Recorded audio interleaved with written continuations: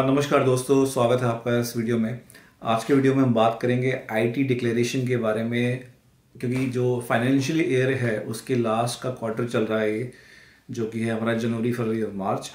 तो हर financial year के last quarter में आप अगर प्राइवेट सेक्टर में जॉब करते हैं तो उसमें आपको ये पता होगा कि आईटी डिक्लेरेशन स्टार्ट हो जाता है प्रोसेस।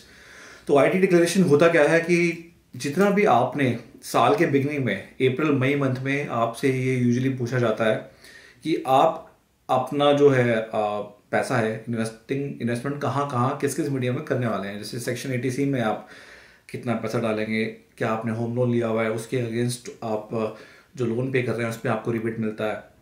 फिर आप एचआरए कर रहे हैं तो आपको वो आप एचआरए वहाँ पे डालते हैं।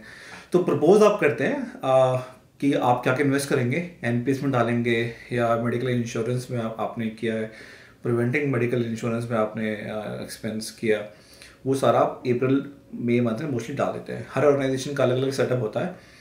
कुछ ऑर्गेनाइजेशन आपको हर महीने ही ऑप्शन देती है कि आप अपना डिक्लेयर कीजिए और उसके बेसिस पे आपका टैक्स काटते हैं। तो रिकमेंडेशन यही रहती है कि फाइनेंशियल ईयर के फर्स्ट मंथ में, जो कि अप्रैल होता है, उसी मंथ में आप अपना प्रपोज को डिक्लेयर करें जिससे कि आपकी आने वाली हर सैलरी में वो डिडक्शंस ना हो। आप डिक्लेयर नहीं करेंगे तो आपकी सैलरी बहुत ज़्यादा कट के आती रहेगी।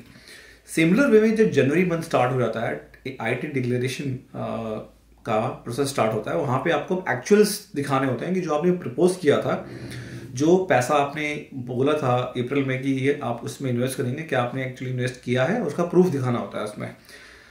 तो फॉर एग्जांपल आपने सेक्शन 80C का जो लिमिट है 1.5 लाख रुपए, उसको आपने डिफरेंट मोड्स में किया। टू सिंप्लीफाई मैं बताता हूँ, पीपीएफ में अगर आपने सेक्शन 80C को यूज़ किया है, वहाँ पे 1.5 लाख पूरा कंज्यूम किया है आपने, तो उसका आपको जनवरी मंथ में प्रूफ दिखाना होगा एक्चुअल्स का। तो उसकी रिसिप्ट या पीपीएफ अकाउंट की पासबुक आपको अटैच करनी होती है आपकी ऑर्गेनाइजेशन के पोर्टल पे, या जो भी प्रोसेस वहाँ का है। मैनुअल होगा तो वो मेल में मांगेंगे, ऑटोमेटेड है तो वो सिस्टम पे पोर्टल पे आपको अपलोड करने का ऑप्शन देंगे।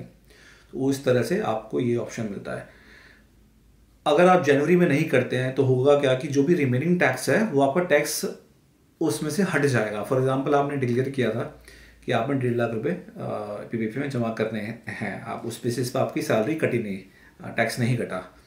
बट इस मंथ में आके अगर आपने वो प्रूफ नहीं दिखाया कि आपकी सैलरी टैक्सेबल, आपने पीपीएफ में पैसा नहीं जमा कराया है और प्रूफ आपने उस मंथ में नहीं किया है, तो वो 1.5 लाख रुपए का जो एग्जाम्पशन था वो वहाँ से हट के जितना भी रिमेनिंग टैक्स होगा वो आपकी जनवरी सैलरी से डिडक्ट होना स्टार्ट हो जाएगा। तो जैन फेब मार्च में मैक्सिमम टैक्स डिडक्शन होता है, बिकॉज लोग या तो अनइन्फॉर्म होते हैं या तो उनको इन्फॉर्मेशन पूरी नहीं होती है कि जनवरी में अगर वो नहीं करेंगे तो फरवरी में कर देंगे, बट वो टैक्स कट चुका होगा ऑलरेडी अगर आपने नहीं किया जनवरी मंथ में।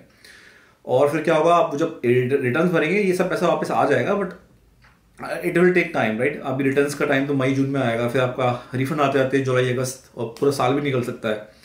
तो जनवरी मंथ में हम ये करते हैं। तो पहला स्टेप तुम्हारा यही होता है कि अपने पोर्टल्स में जाके जो जो एक्चुअल्स हमने भरे हैं, जैसे सेक्शन 80C में पीपीएफ भरा है हमने, उसकी पासबुक या उसका अकाउंट स्टेटमेंट आप वहाँ पे डाल सकते हैं, रिसिप्ट डाल सकते हैं। नेशनल पेंशन स्कीम में जो सेक्शन है, आप एडिशनल 50,000 इन्वेस्ट कर सकते हैं उसमें, उसका आप रिसिप्ट दिखा सकते हैं। तो 2 लाख रुपए तो आपका वो सेम इन्वेस्टमेंट में चला जाएगा। अगर आपने होम लोन लिया हुआ है तो उसकी रिसिप्ट्स आपको अटैच करनी होती हैं। एचआरए क्लेम करा है आपने तो रेंट रिसिप्ट्स आपको डालनी होती हैं।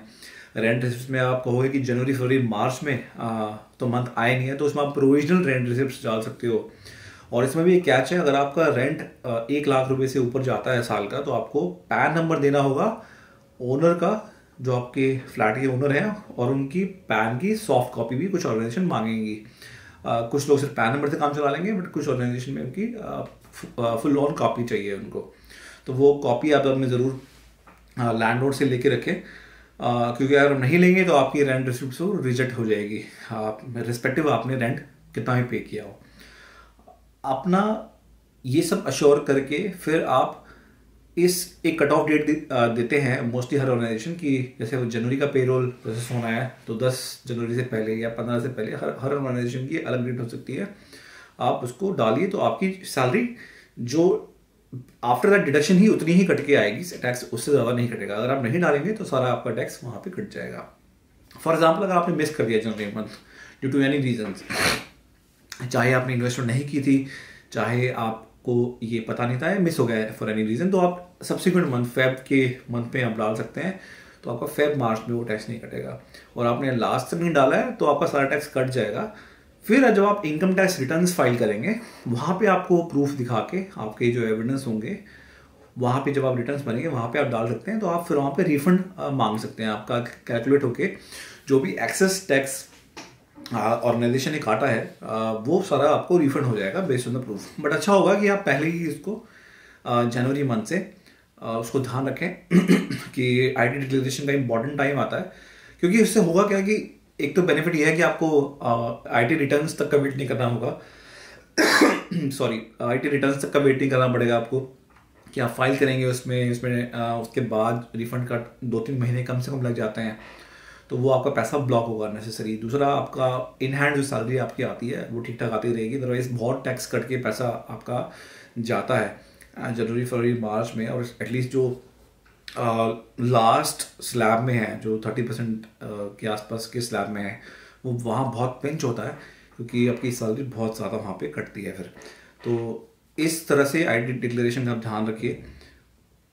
कुछ लोग क्या करते हैं, आईटी डिक्लेरेशन के टाइम पे ही अपनी इन्वेस्टमेंट करते हैं, तो वो एक बहुत गलत प्रैक्टिस है।